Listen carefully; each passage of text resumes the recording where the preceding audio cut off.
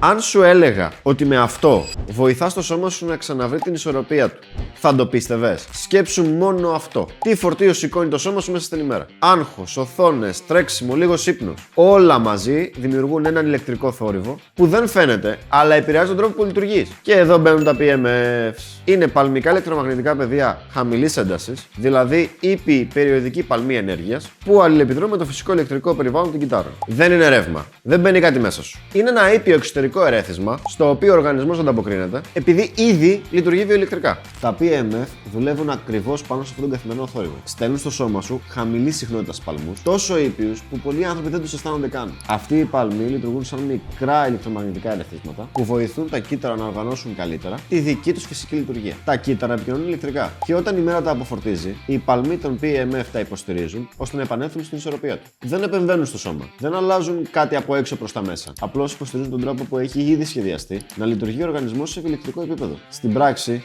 δίνεις στα κύτταρά σου ένα πιο καθαρό σήμα εργασίας. Και εσύ απλά κάθεσαι άνετα και αφήνεις το σώμα να το αξιοποιήσει με το δικό του ρυθμό.